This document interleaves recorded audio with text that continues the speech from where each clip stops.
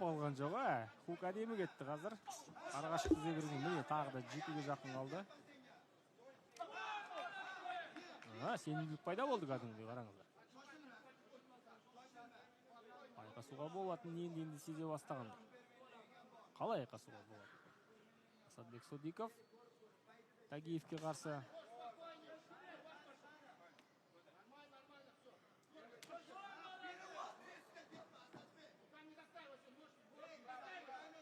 Пока что 2 минуты позади первого раунда и также оказывает давление там Тагиев. Неплохо есть тайминг от Султана. В нужный момент пробил лоу-кик. Кеудеден қазір соққы және Содиков жіберіп алды мүмкіншілікті. Қазір бірден күресте байлап алды. Тагиев Флэш-нокдаун получил. Түк болмағанда әрі қарай жалғастырады. Тагиев. Соған қарағанда Есть тейкдаун. қатты есеңгіретпеген болуы керек.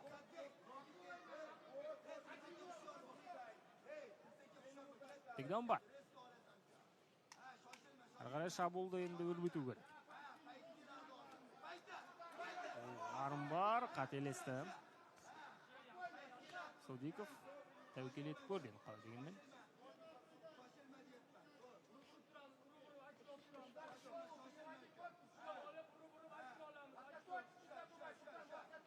Басынан бүйірден бапкерлердің айтып отырғаны Тагиевке қазір.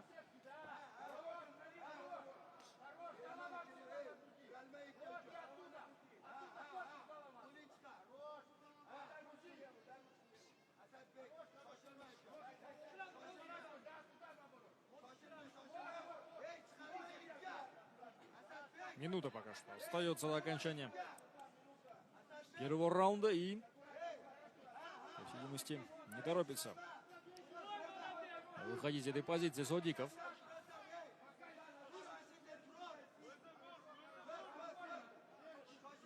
Хотя вот здесь вот уже есть возможность Асадбеков вернуться в стойку. Бірақ аяққа тұрғанның өзінде де Тагиев Султан шабуыл жасайтын позицияда.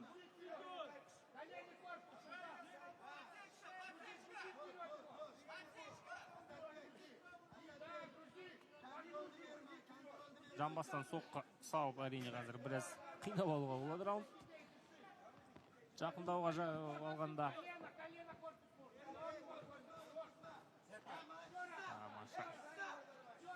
Соңына дейін жібермеді, Тагиев. Тейкдаун жасап кетеді ме соңғы секундтарды? Болмады. Удержался на ногах. Бірақ енді зерлетті қалай дегенмен. Зерлетті. Есептеу қиын раундта. Нокдаун бар екенін ұмытпайық. Асадбек Содиковта.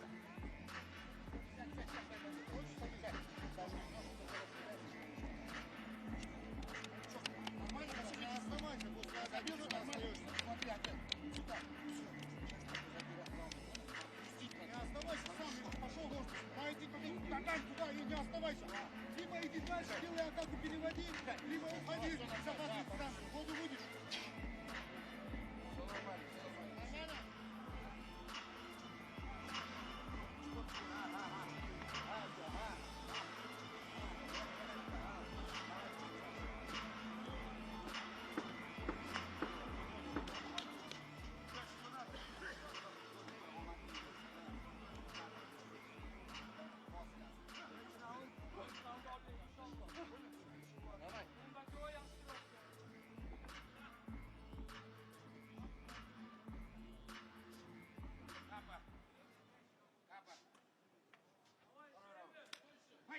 Екінші раунд. Бірден ортаны басып алуға тырысады әрине Тагиев. Бірінші раундты солай бастаған еді. Бірінші раундты осылай бастаған. Второй раз уже. Сценарий қайталанып отыр. Күлетін жағдай емес негізінде. Кіндіктен төмен кеткен соққы.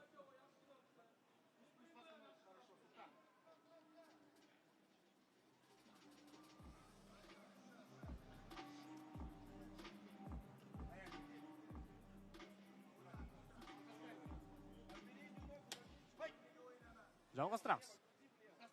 Әзірше бірінші мен екінші раунд өте ұқсас болды бізде. Бастамас әрине.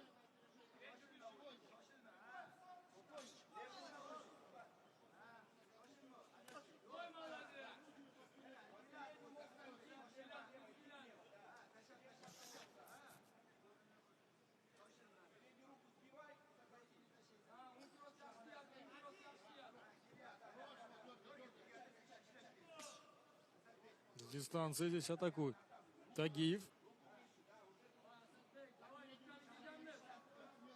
Солақай бола тұра, қарсыласының оң қолын ары жүру. Мидл-кик, и сразу же догонка. Багаун справа. Оң аяқпен мидл-кик сұранып тұрады әрине. Үйірден соққы, Тагиев үшін бірнеше рет салып та көрді.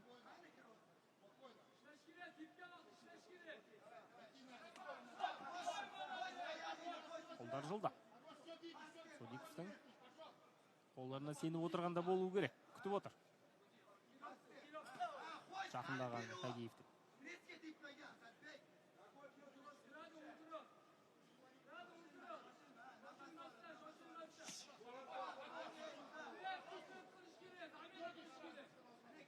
Снова мидл.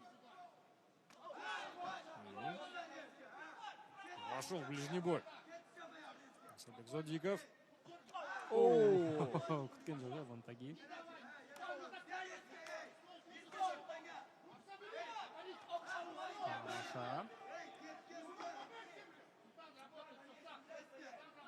Тагиевтің өзіне қарсы, өзінің тактикасын қолдана бастады, байқадың ба?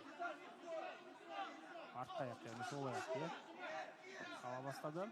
Да, он как раз таки напрашивается этот удар задней ногой. Зеркальные практически стойки сейчас. Друг у друга. И у Асадбека, и у Тагиева.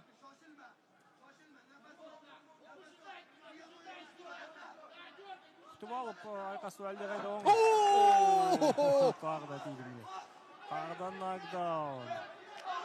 Хайкиком вдогонку. И отлично здесь контрит своего оппонента. Асадбек Содиков. Асадбек сәл батылдырақ қимылдағанда не болар еді?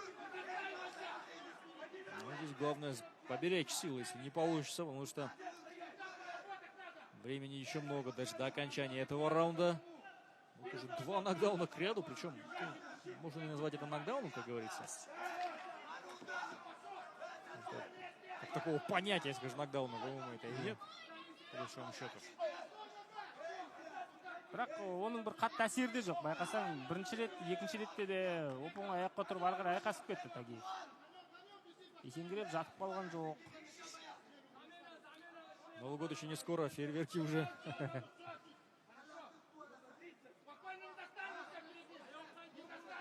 Көп жүріп қалды жаңағы нокдауннан кейін, бірақ начинается. Қазір шабуылдар көп емес бұрынғыдай. Күтіп алғандай жақсы.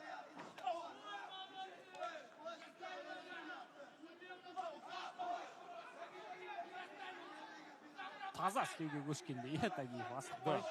Сюда необходимо сокращать дистанцию постоянно.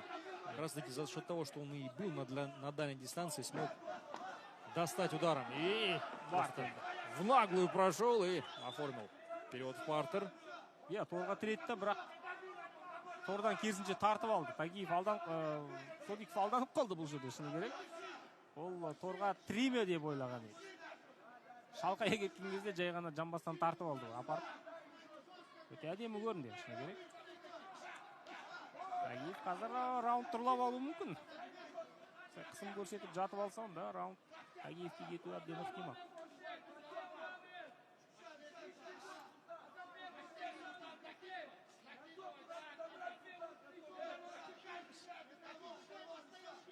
Бастан бүйірден артық ештеңе керек жоқ бұл жерде. Последние секунды второго раунда.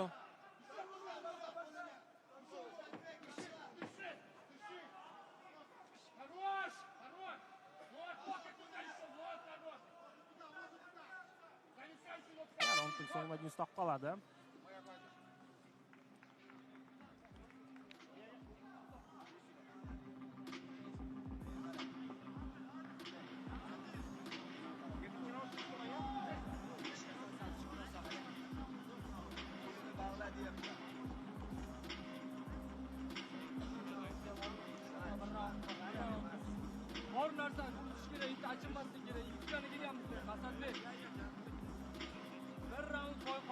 raundi bor, narsani ko'rish kerak. Ikkinchi raund yutdi inshaalloh.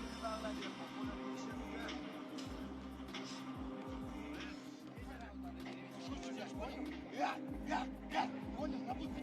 Подыши, прямо. Оставь себя всего. Все. Всего себя. Все. Давай. Всего должен оставить. Первый часов, первый номер, сам пошел на удар. Все, делай его. Давай. Сам делай, блядь.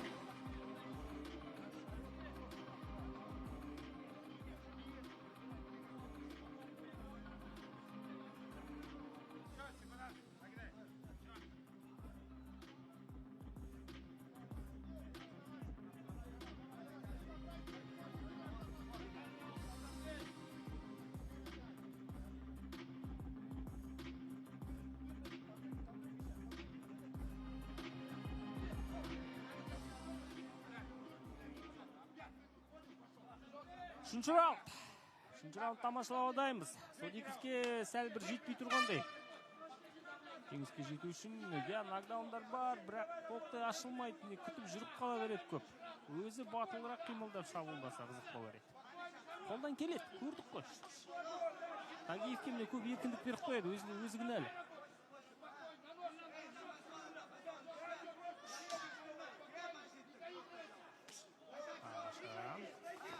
И сразу же в начале раунда решил провести тейкдаун, а не в конце, как это было в двух предыдущих.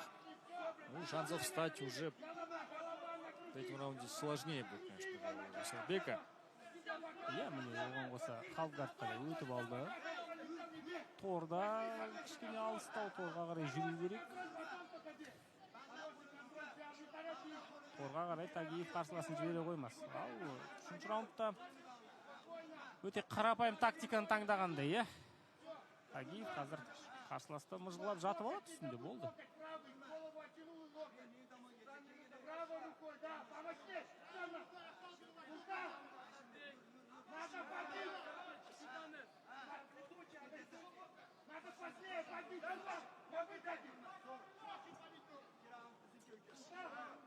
Ну, причем активен в партере Султан Тагиев. Я қалай белсенді болу керек екенін біледі. И в маунте оказывается. Ой-ой-ой. Безвыходной ситуации решил повернуться спиной своему оппоненту и тут же забирает бэкмаунт. Тагиев Султан. Қателесу мүмкін Тагиев, қараңыздар қазір. Неправильная позиция чуть-чуть. Иә. Тоқындырам дегенше қайрадан позицияны қалпына келтіру керек. Міне, ең дұрыс шешім тым болмағанда елуде О, разбил здесь. Жесткое рассечение, кажется, открылось у Асадбека Садикова. Заливает сейчас кровь. Лицо. Алып шықтай соңына дейін, қараңыздар, бар Файтер из Узбекистана. Тейкдаун емес, бірақ партерге жеткізді, иә.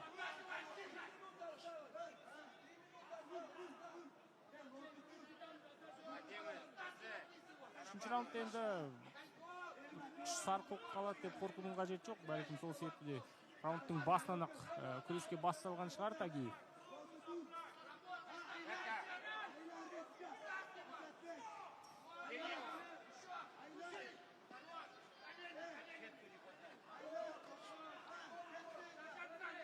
Тамаша, аяққа тұра алды Асадбек.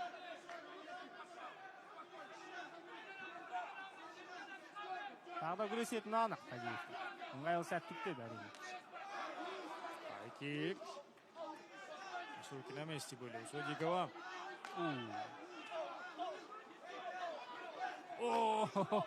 Кетті алға. Бар тағы. И тейкдаун. Очень нужный. В нужное время. Бар күшін салды бұл жерде тейкдаунға Тагиев. Тынығып алу керек.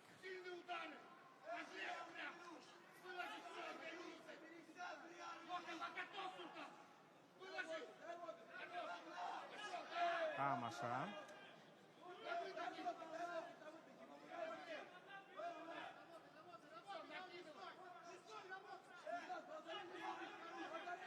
Помню, что оба бойца являются непобежденными.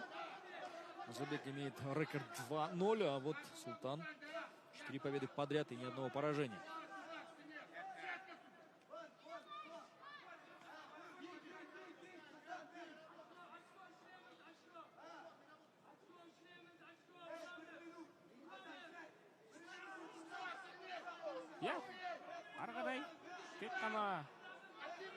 Жеңіл-желпі соққы, бір белсенді болуы барынша. Бапкерлерді айтып отыр. Белсенділік көрсет, танып болды, бар болған осы.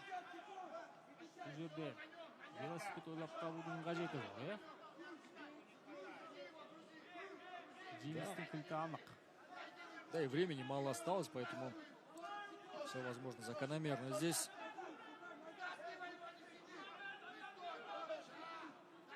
«30 секунд до окончания поединка и третьего раунда в частности.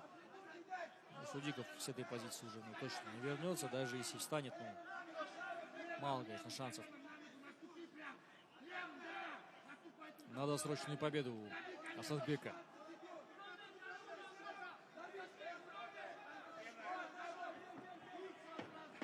Раундтың соңына дейін ұстап қала алды.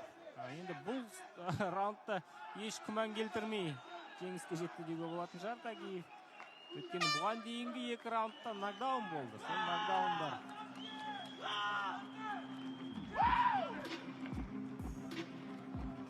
Сәлем. Төрешер десетін бұл жүрі мүмкін. Содиков жеңісіне сенімді, бірақ мен ондай сенімді болмас едім.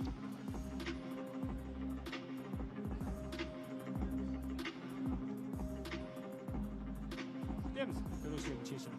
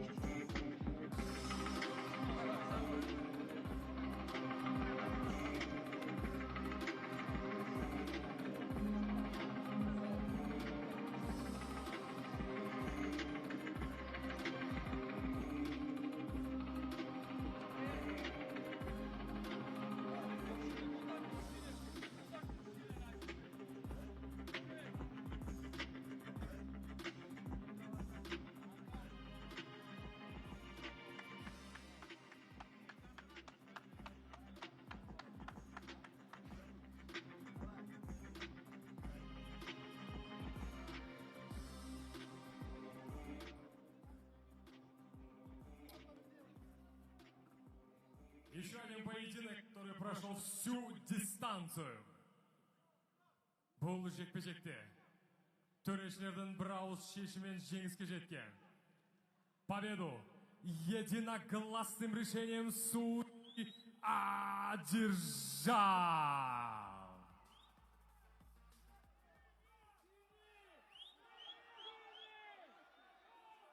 Алматы, Қазақстан, Султан Тагиев.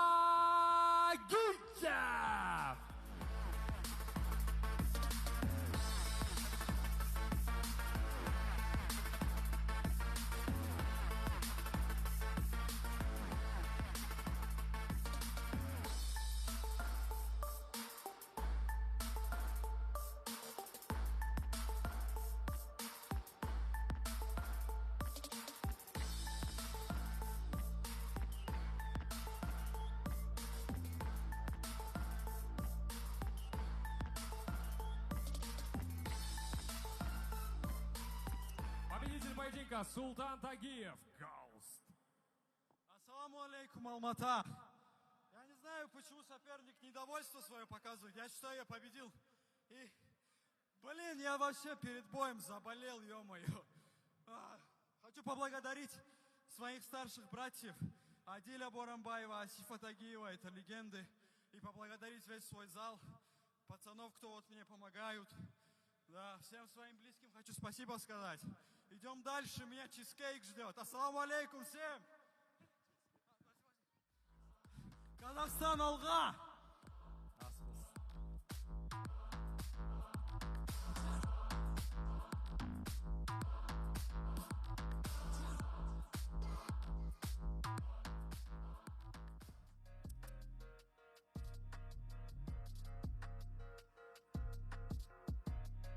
Асадбек Садыков.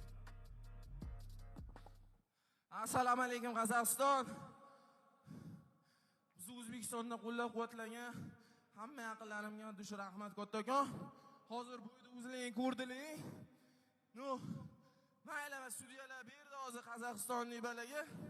Liga men revansh so'rayman. Yanvarda bo'ladigan Alimjog'a. Davay revansh. Lekin men yutkizmadim hozir. Tepada Alloh ko'rib turibdi, shetdagi hamma muxlislar, shetdagi podishga qilib turgan o'zimiz yaqinlar ko'rib turibdi. Inshaalloh revansh bersa, revanshda dakansa 3 raund bo'lsa 3 raund turaman. 2026 Alash Pride kamarni O'zbekistonga olib ketamiz inshaalloh. Rahmat hammaga.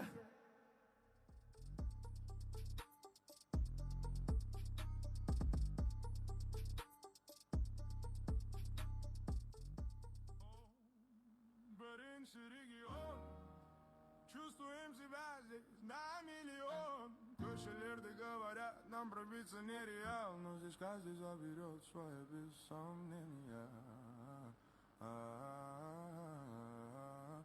Munda bozuk balda, munda bozuk balda, munda bozuk balda, munda bozuk balda. Настрой у всех горожан, тут тамаша, аварай шаңдалашаң, шаңдалашаң, бүкіл ай юл қараша, сыйластықты здесь дорожат, чем қараша, дейді едеші без пробок келін или полу, қала қапты бара жатыр мазаларға толы, күн ыстық, кондер не спасает дома, и поэтому бізде ағайын қара торы, город любит той, көрімдік на Каспий, стиль таза оңтүстік, по-казахски, пацы и подрыв, ровные бодрые, мы не мегаполис, принципы все старомодные, то Сахара, бізде даже жазда асфальт ериді, на улице жарара, қарап жүр оң сол, все братик болт, каждый 100 метр көшеде толып жатыр жол пол. 11-ші регион, здесь на миллион, köşelerde говорят, нам пробиться нереал, но здесь каждый заберет свое без сомнения. Munda bozuk balda, oh munda bozuk balda, oh munda bozuk balda, oh munda bozuk balda. Stil tozulurda, mendik stil жалағаш, мен сенің бай көрінем тұрсам да жалаңаш, менің стилім аралым қазалым, стилім байский, менің стилім сексюл, стилім ақудайский. Бізде қазақша зарайды даже Вовка, келінші төрніс қара тонировка, селючий организованная музыкальная группировка, бұған дейін бәрі болды тренировка. Бұл Қызылорда оңтүстік юг, біздің жігіттер горячие как утюг, стилім қармақшы байқоңыр терең өзек, стилім қара бұқағаш сені сүзек, номер один өзі лилиенінен, сочетаем если Мейнкарт лиги Алаш Прайд продолжается. Келесі жартылай жеңіл салмақты өтетін жекпе-жек. 61 килограмм и первым в октагон. Синий угол. Добро пожаловать файтер, представляющий Кыргызстан. Хожакбар Ташхуджаев. Ramzan Abito.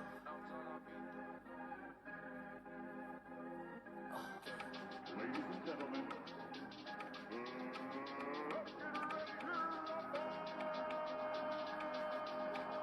Катя черно-белый, дымы, папа in the building, текущие мозги мне, у нас тут своя хроника, уличная лирика, вот такая азиатская эстетика. 12-й поединок сегодняшнего турнира пройдет в легчайшей весовой категории. Первым в клетку лиги «Октагон» направляется файтер из Кыргызстана Ожакбар Ташхуджаев.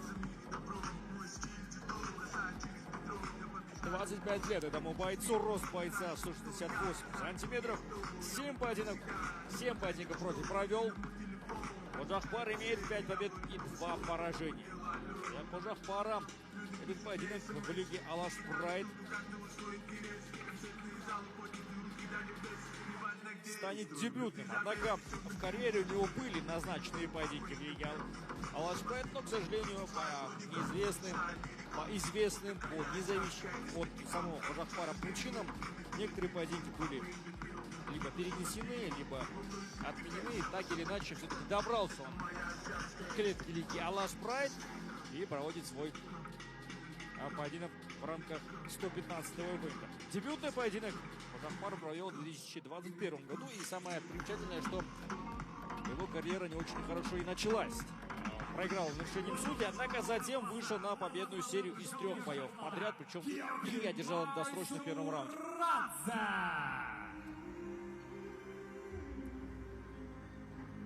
И самое интересное, что Ожахбар из 5 побед все одержал досрочно. А мы ждем его оппонента Георгия Майсурадзе.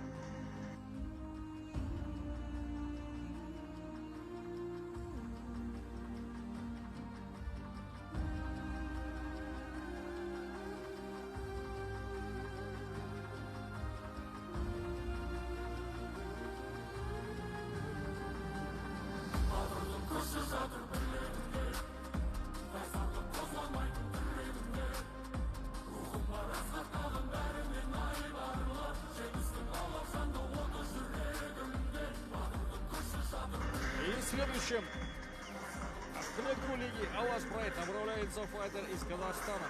Рожденец города Актубе, представитель клуба Еркалкош. Вот он прямо сейчас на ваших экранах. Георгий Майсурадзе. Его карьера началась в лиге Алаш Прайд. Свой дебютный поединок он провел в 2015 году на турнире Алаш Прайд 76. И вот прямо сейчас проводит свой уже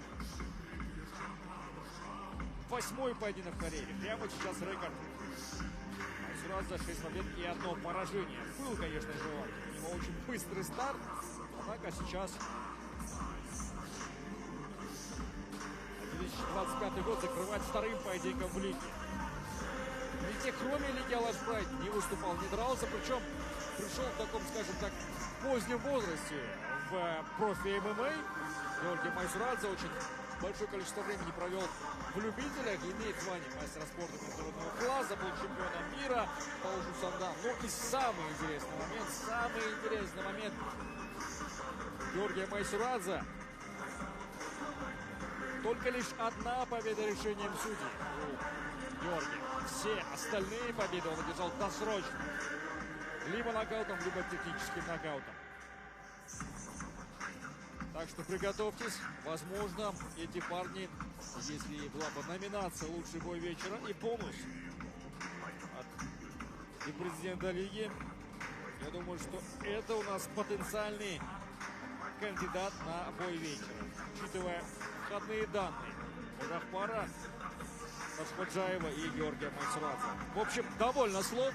Ждем начала этого поединка. Майсурадзе против Ташходжаева.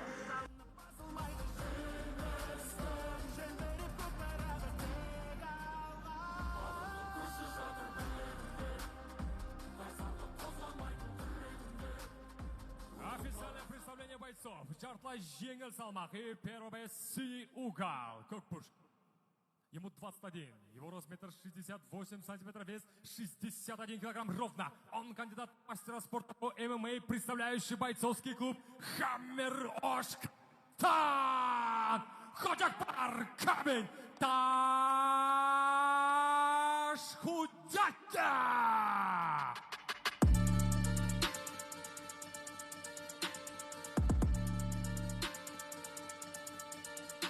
Қарсыласы Қызылбұрышта, жауынгердің жасы 36-та, бойы 170 сантиметр, салмағы 61 келі. Он мастер спорта международного класса, двухкратный чемпион Казахстана по ушу саньда, представляющий еркін күш Ақтөбе қаласы, Казахстан! Георгий Гоша Майсурадзе!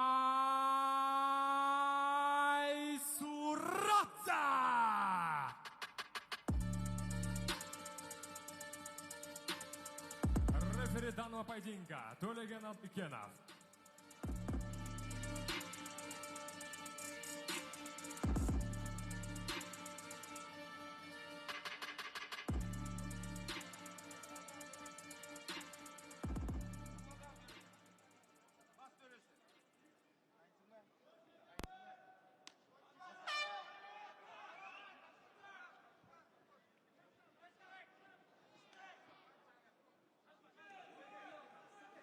Стартует первый раунд этого поединка.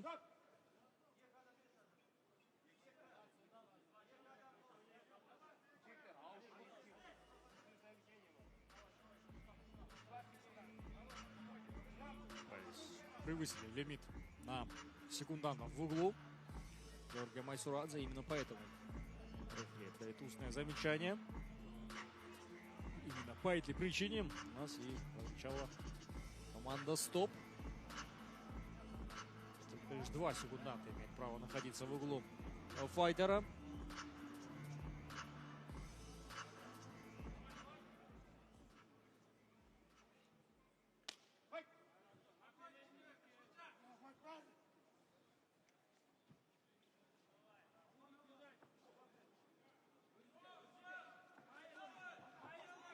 Выжидает движение своего оппонента Майсурадзе. Ну, при этом вот находится... О, жестко! Георгий пытается здесь, Хожахпар, удосрочить своего оппонента. Рефери рядом находится, может вмешаться. И необходимо двигаться. Майсурадзе продолжает атаковать Хожахпар. У сетки октагона пришел в себя Майсурадзе, но все еще находится в опасности. Очень жестко пропустил.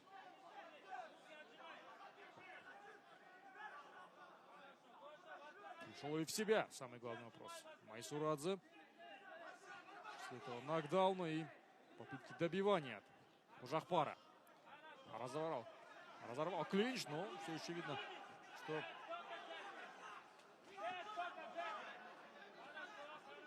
не до конца восстановился. И попытка тейкдауна уже от Ашходжаева.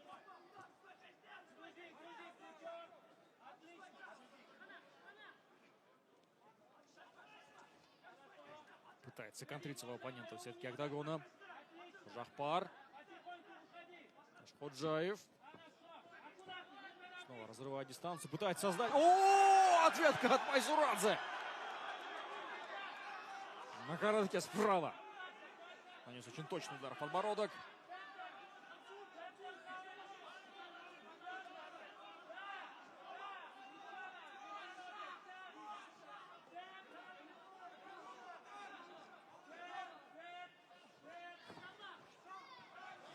И снова сокращает дистанцию. Хожахпар. Я бұндай жағдайда тек қана күрес құтқаратын. Ашходжаев бұны жақсы түсініп тұр. Ашасының алдында тұрып соққа алмасу жаман идея демей қойық, бірақ сәл сәтсіз де болып шығуы мүмкін. Снова разрывает дистанцию. Қорғанып шыға алды. Пытается создать себе момент, выдергивает своего оппонента Майсурадзе.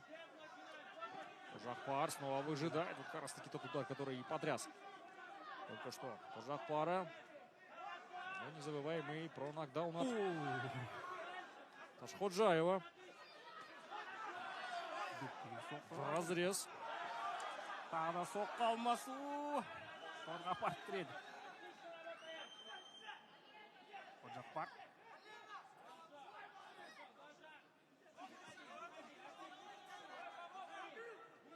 Болмайды, үміт бар әлде. Тейкдаун жасап алса, я. Артыда басымдық болатыны анық. Оттянул от сетки октагона своего оппонента Хожахпар и...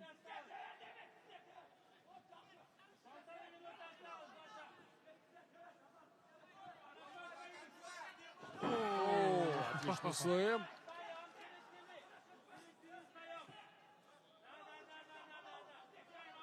Тамаша.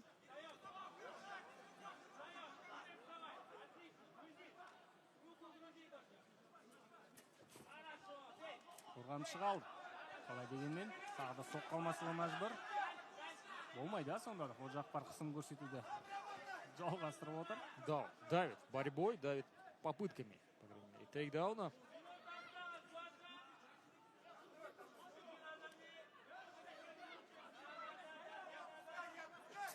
Тағы. Тейкдаунның жалғасы керек. Бұл 4 тағанда ұстау қарсыласты. Удастся ли зафиксироваться в позиции бэкмаунта? Нет, не взял бэкмаунт. Тағы да. Торға жақындатты. Шығармайды. тордан қарсыласын. Ташкоджаев. Бэкфист. Последние секунды первого раунда. Күреспен әбден бір мазасын қашырғандай кәдімгідей, иә? Майсурадзен. Ташкоджаев. И еще один тейкдаун. Ну, по тейкдауну он как будто бы это сейчас и может принести победу в первом раунде. По итогам первого раунда, точнее. Иә, раунд Ташкоджаев.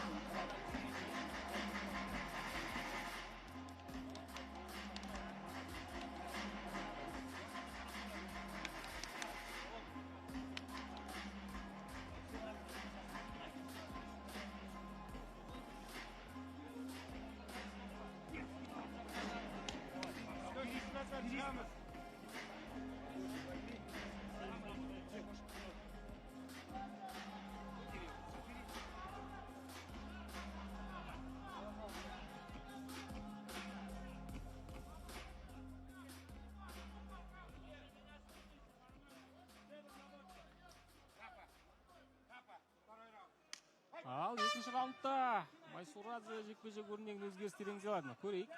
Ортаны ұстауға тырысады әрине, және күрестен аулақ болу. Қожақпар алған бетінен қайтпайды әрине. Торға жақындатады.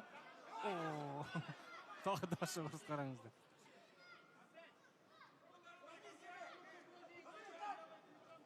Қартымен басып тастап отыр, е. Соқты дәл тимесе де әйтеуір жаудырып апарып торға тірейді. Содан кейін күрес. Бар тейкдаун.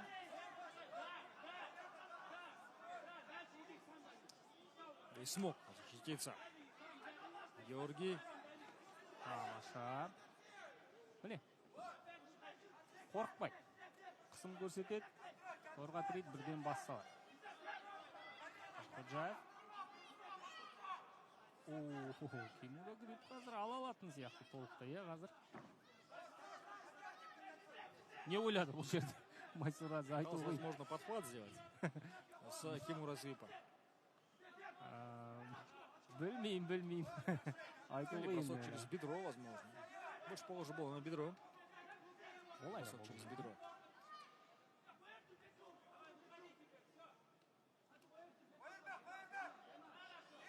Вызывает захват здесь и снова создается пространство. Теперь самому необходимо атаковать Майсурадзе. Иә, көп мүмкіншілік берді қарсыласына.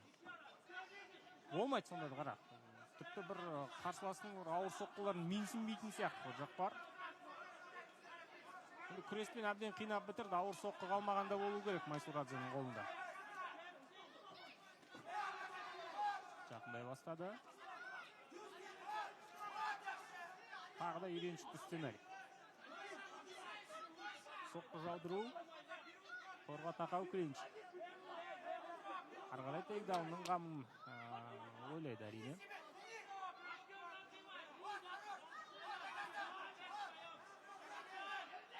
Удалось удержать пока что. Ну, значит, тейкдаун есть.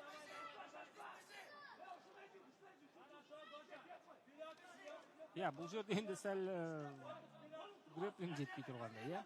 Қожақпар Ташкоджаевқа қаншаны құлатқанмен ұстап қалу қиынға соғып жатыр.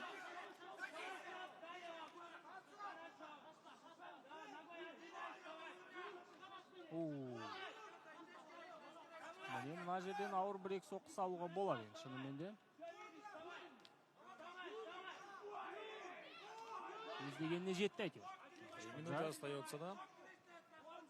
До окончания второго раунда. И такими вот моментами может и Жахпар 2 раунда вести, кстати. Де. Арқасын беріп барды. Тұруға мәжбүр болды. Иә, партерде ешқандай шаруатын дұрамам. Сол себепті үйреншікті мәнерді айқасуға көшті. Жахпар қайрадан тұруға жол береді қарсыласына. Қайрадан тейкдаунға салады, не? Қайрадан зерлетуге тырысады.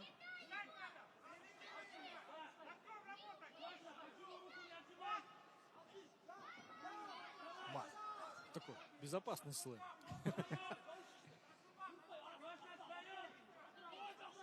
Так или иначе, снова есть тейкдаун, и снова есть полупозиция, которая удобна для добивания.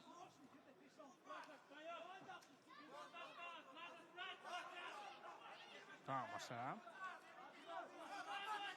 Жаудыра береді, әрине соққыны.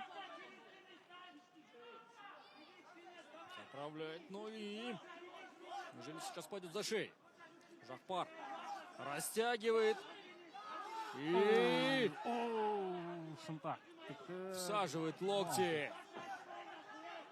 Бірақ, тиіп жатқан соққылар көбіміз. Бұл жерде қорғаныстан тиіп жатқан соққылар. Продолжает атаковать.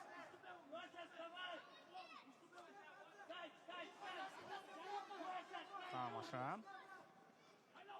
Бір қолды аяқтың зелің астына алды.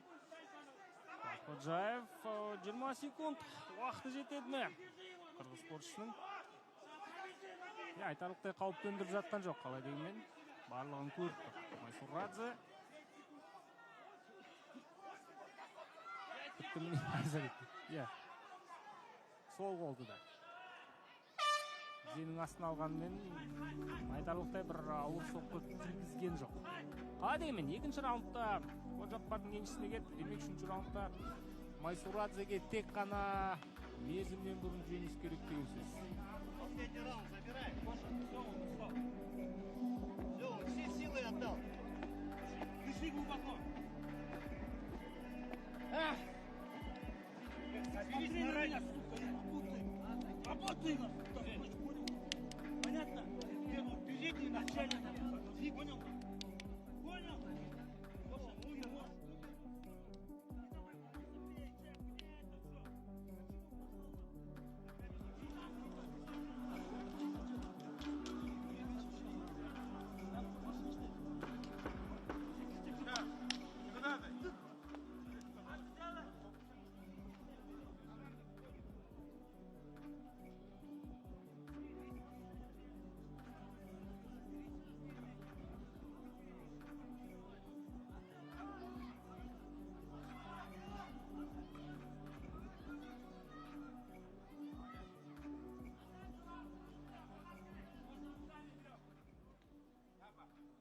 Үшінші раунд.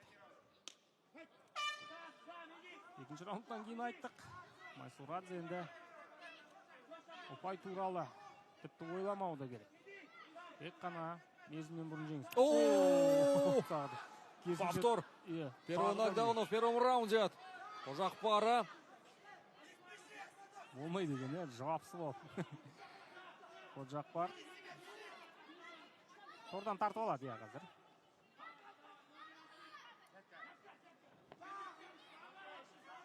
Тейкдаун бар.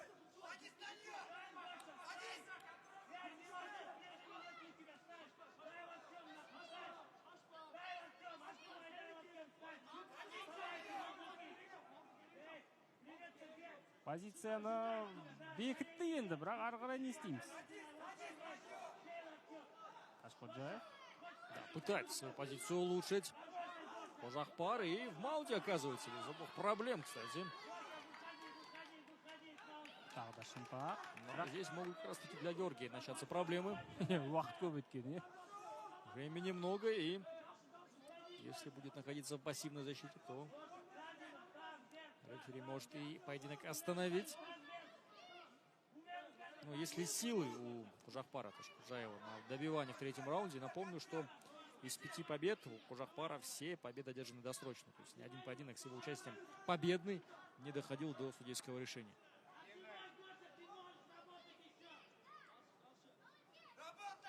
Бірақ қарсыластың үстіне шығып алғанмен ауыр соққы жасайтындай жағдайға жеткен жоқ әлі.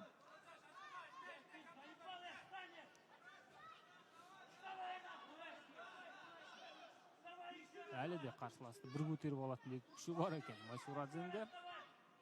Демек қатты шаршат деуге де келмейді.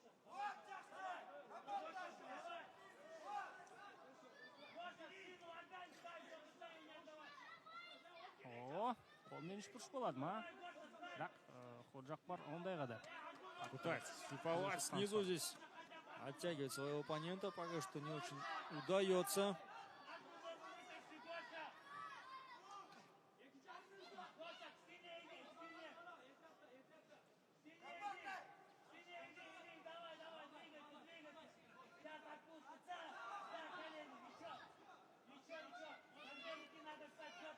Тамаша, тағы да шынтақ. Камеры физды пошли. И сбоку здесь также включает локти и вынужден повернуться спиной.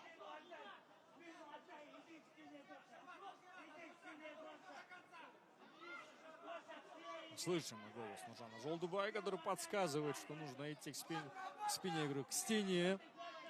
Я 2 минут болды. Ходжақпардың қарсыласының үстіне отырғанда, бірақ әлі де нәтижелі. Шабуылдар көріп тұрған жоқпыз. Мерзіміне бұрын жеңіске жақындататын, иә. Әзірше қорғануға мұршасы жеткілікті. Майсурадзе Георгийдің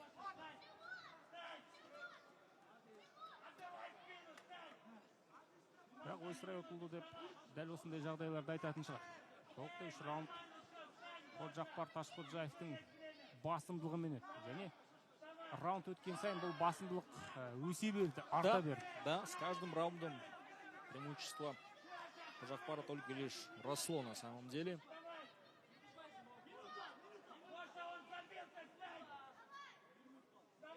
Тамаша, тағы да бар. Меньше минуты до окончания поединка. Шансов у Майсурадзе все меньше и меньше. Какие-то минуты. Қалмады деуге де болатын шығар. Бұл жерде Ходжақпар қазір тіпті бір өзінің емін еркін сезініп отыр бұл позицияда.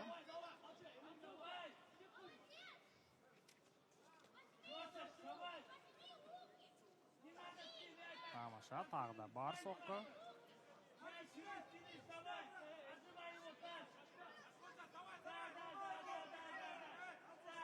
Бэкмаунт. Амалсыздан бэкмаунт беруге тура келді және қарсыласының уысынан шыға алады ма соңғы секундта? Ставит жирную точку в конце этого поединка. Ходжақпар. Бұл жекпе-жекте нәтиже қандай екенін өздеріңіз түсініп отырған боларсыздар.